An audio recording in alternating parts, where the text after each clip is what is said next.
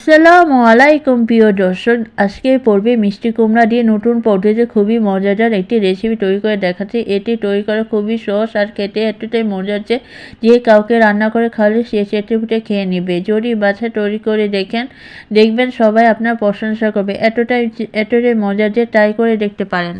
এর জন্য ফ্রাই প্যানে সামান্য পরিমাণ তেল নিয়েছে। এরপর মিষ্টি কুমড়া ভেজে নেব। মিষ্টি কুমড়া একদম পাতলা করে কাটবে। মিষ্টি কুমড়ার সাইডে যে গ্রিন কালার আছে সেটা যেন থাকে, ওইটা কেটে ফেলবে না। এতে করে দেখতে সুন্দর লাগবে আর খেতেও ভালো লাগবে। খুব বেশি ভেজে সেদ্ধ করা যাবে না, জাস্ট কিছুক্ষণ ভেজে নেওয়ার পরই সেইটার মিষ্টি কুমড়া যে স্মেল আসে সেটা চলে যাবে আর খুব সুন্দর স্মেল অ্যাড হয়। আর এরকম পর্যায়ে চুলা থেকে নামিয়ে নিতে হবে। আর আমার ভাজা হয়ে গেছে, কালারটা সুন্দর দেখাচ্ছে। এই পর্যায়ে আমি চুলা থেকে নামিয়ে নিচ্ছি। রান্নাটা আমি হাতে মেখে করবো। হাতে মেখে হলে বেশি টেস্ট হয়। এর জন্য সরিষা বাটা 1 টেবিল চামচ দিলাম, ধনের গুঁড়া 1/2 চা চামচ, জিরা গুঁড়া 1/2 চা চামচ, লাল মরিচ গুঁড়া 1 চা চামচ, হলুদ গুঁড়া 1 চা চামচ দিলাম, রসুন বাটা 1 টেবিল চামচ, আদা বাটা 1 টেবিল চামচ, পেঁয়াজ বাটা 1/4 কাপ, পেঁয়াজ কুচি 1 মুখ পরিমাণ, সাথে 4টা কাঁচামরিচ, স্বাদ মতো লবণ, সরিষার তেল পরিমাণ মতো দিয়ে হাত দিয়ে মাখিয়ে কষলিয়ে এটা মেখে নিব। এমনভাবে মাখাতে হবে যেন পেঁয়াজের জুসিনেসটা বেরিয়ে আসে আর পেঁয়াজটা একেবারে সফট হয়ে আসে। মশলাটা ভালো করে মেখে নিয়েছি। এই পর্যায়ে দিয়ে দিচ্ছি ইলিশ মাছ, 6 টুকরা ইলিশ মাছ দিয়ে মশলার সাথে খুব ভালো করে মাখিয়ে নিতে হবে।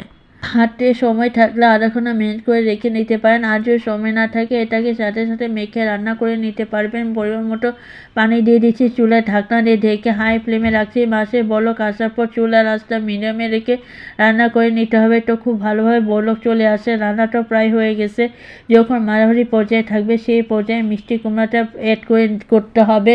মিষ্টি কুমড়াটা অ্যাড করে আলতোভাবে সরিয়ে দিতে হবে। এটা কিন্তু উল্টিয়ে পাল্টিয়ে সেদ্ধ করা যাবে না। সেদ্ধ হয়ে গেছে, লবণটা চেক করে নেবেন। সব কিছু ঠিক থাকলে আবার ঢাকনায় ঢেকে দিবেন। যদি মনে হয় যে এই পর্যায়ে লবণ কম হয়েছে তাহলে অ্যাড করে দিতে পারেন। মিষ্টি কুমড়া দিয়ে কিছুক্ষণ রান্না করার আগে নামিয়ে নিব। তার কিছুক্ষণ আগে ধনেপাতা কুচি, সরিষার তেল দিয়ে একটু তেল দিয়ে দিচ্ছি। এতে করে সরিষার তেলের যে ঝাঁঝালো টেস্ট বা ফ্লেভার হয় তা খাওয়ার সময় পাওয়া যাবে। যা সরিষার তেল অ্যাড করে কিছুক্ষণ রান্না করে চুলা থেকে নামিয়ে নিতে হবে। তো আমার রান্না হয়ে গেছে। তো সার্ভিং ডিশে ঢেলে নিতে হবে। তো এটা এমনভাবে রান্না করতে হবে যেন কালারটা সুন্দর থাকে। এটা কিন্তু ফ্যাকাশে করা যাবে না, তাতে খাবারের স্বাদটা নষ্ট হয়ে যাবে। মিষ্টি করে ফ্যাকাশে করা যাবে না। ঠিক এরকম পর্যায়ে চুলা থেকে নামিয়ে নিতে হবে। একটি সার্ভিং ডিশে এটি ঢেলে নিচ্ছি। এটা খুবই লোভনীয় হয়েছে। এটি যদি তৈরি করে খান তাহলে বুঝতে পারবেন। আমরা প্রতিদিন যেমন অনেকে মিষ্টি করে বাজি চচ্চড়ি খাওয়া হয়, বাট এভাবে কখনো যদি রান্না করে না করেন তাহলে ট্রাই করে দেখতে পারেন। যতগুলো মিষ্টি কুমড়ার রেসিপি আছে আপনি তা ট্রাই করে দেখছেন, আপনার কাছে এটা বেশ মনে হবে। আশা করি আমার আজকের রেসিপি ভালো লেগেছে। যদি ভিডিওটি ভালো লেগে থাকে তাহলে আমার চ্যানেল সাবস্ক্রাইব করবেন এবং পাশে বেল আইকনটি অবশ্যই ক্লিক করে দিবেন। এতে করে আমি যখন নিউ ভিডিও তখন আপনার কাছে নোটিফিকেশন পেয়ে যাবেন। ভালো থাকবেন, সুস্থ থাকবেন। আল্লাহ হাফেজ।